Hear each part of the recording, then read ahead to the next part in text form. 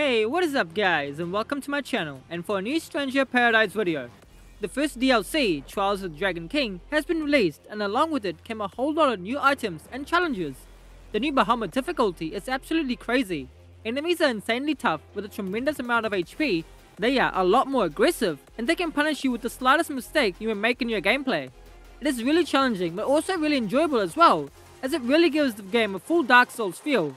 Today's build is really crazy as I have been working on it since the DLC launched, finding ways to easily beat the new bosses on the Bahamut difficulty while also reaching that 400 gear cap.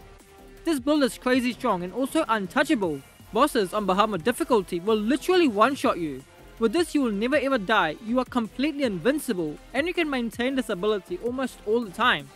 It takes a little bit of setting up once you enter the fight, but once it's all ready, there's absolutely nothing that can kill you.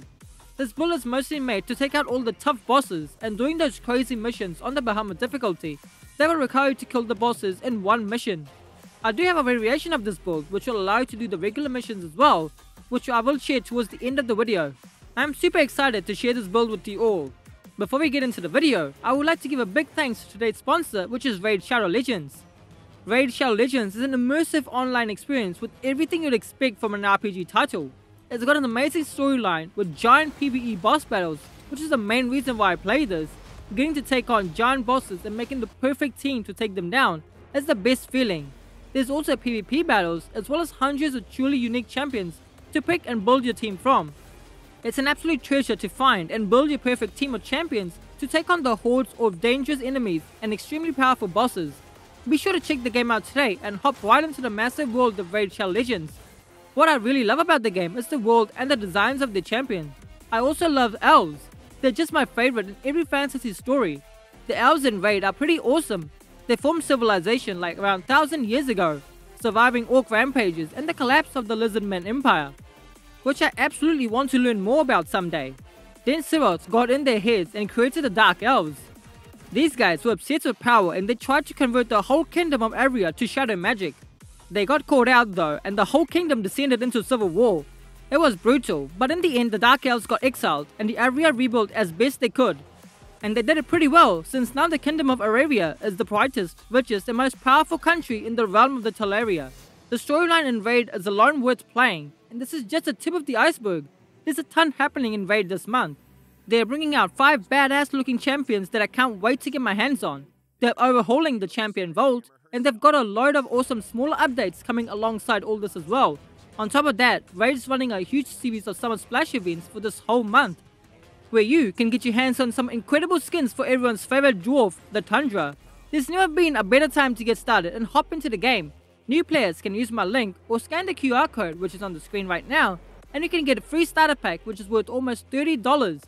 You get a free champion, Aina, who is such a badass, and also all this cool in-game loot along with it to boost your game tremendously. You'll find your rewards here in your inbox for the next 30 days, so make sure to check the link in the description and be ready to get totally immersed into the game. Once again, a big thank you to Raid Shadow Legends for sponsoring this video. So let's get right into the build. Once again, the best job for this build is the Dark Knight. It's still one of the most powerful jobs in the game, as you can use almost all the weapon types on it, and the new classes added to the Dark Knight are also great. For this build, we will be using the War Mage class. This will boost our damage from our job action skill even further, and it will lower the health drain while we are at full health. For the secondary job, we use a Dragoon. This is the job you will use to start off your fights. You will use this to proc all your command abilities, as well as when you soul burst the bosses. Your secondary job is just as important as your Dark Knight. So let's go over all the gear and job affinities you will need. The main reason the build is this good is because we have Knight affinity at 400%. This will give us access to the invincible skill.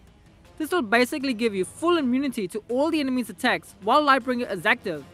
That is everything. You cannot get grabbed, stunned, staggered or anything. You're fully invincible. The enemy's red power attacks, which are unblockable, will also not stagger you. The big enemies that have unblockable grabs will also not work, as you are fully invincible to everything. But the downfall to this is that Lightbringer duration is severely lowered. Since the DLC gave us some new command abilities, we now have a way to keep our Lightbringer active almost all the time. The second affinity you will need is a Dark Knight to at least 250%. This will give you added damage to enemies that are targeting us, as well as the near death damage bonuses.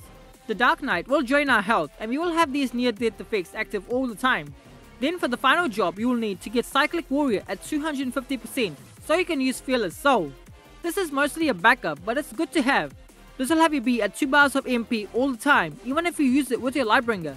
Any other jobs you get from your artifacts will be a bonus, but those 3 are the important ones for this build. What particular gear you use doesn't matter as long as you have the job affinities that I'm showing you. On your gear pieces, the special effects you will need is Strength, Lightbringer Duration, and Damage dealt during Lightbringer. You can use whatever accessory you want. I have on the Light of Hope, which gives me more damage to the Warrior of Light, as I do find him to be the most annoying. Then it also came with added Lightbringer Duration, so it was good to have. Now for the main command abilities. The one that really makes the whole build work is the new Boost Magic, which came with the new Summoner job. This ability will increase your max MP with each of your normal attacks. Since for our Gauntlet, our strongest attacks are just our regular light attacks, it's the best ability for this build. Whenever you're using Lightbringer, this skill will allow you to regain your lost MP so you can go straight back into Lightbringer as soon as the duration comes near its end. The other abilities I used are Lunatic, which will just flat out increase my attack speed, and then for the third one we use Summon Tachi for increased damage. Now for the Dragoon job, remember this job is just as important as your main Dark Knight. You will always start your fights with this job, and once you have your abilities and MP where you want it, that's when you go into your Dark Knight. The reason we are using the Dragoon job is because it gives a good amount of Soul Shield recovery, so whenever you Soul Shield attacks, you will gain more MP with this. The main job affinities you will need for this is 400% on your Void Knight and 120% on your Breaker. The Void Knight affinity will greatly reduce the cost on your command abilities, so you can easily proc all of them with little MP. Reaching 120% on your Breaker affinity will restore more of your MP when you soul burst the enemies. This is why you see in the videos I'm showing you in the background, I'm always starting my fights with the Dragoon, getting my buffs and then going into the Dark Knight. Whenever the enemy is down and it's ready for a soul burst, I always switch back to the Dragoon. This is why with the really high soul burst recovery, you can fill almost your entire MP gauge with just one soul burst. Here you can really see the soul burst on the Dragon was able to fill my MP all the way to its limit. It's super important that you switch your job before you finish off the enemies to make full use of your secondary job. Once again, what armor you use doesn't matter. The stats you will want on this job is the Soul Shield MP recovery, Soul Burst recovery, and the buff duration. I also got my hands on a really good accessory that gave me even more Soul Shield and Burst recovery. I'm literally sitting at 120% Soul Shield recovery and 86% at my Soul Burst recovery. This is really important for this build, so get these stats as they will help you out tremendously. Here's a quick look at the master points I used for both of these jobs.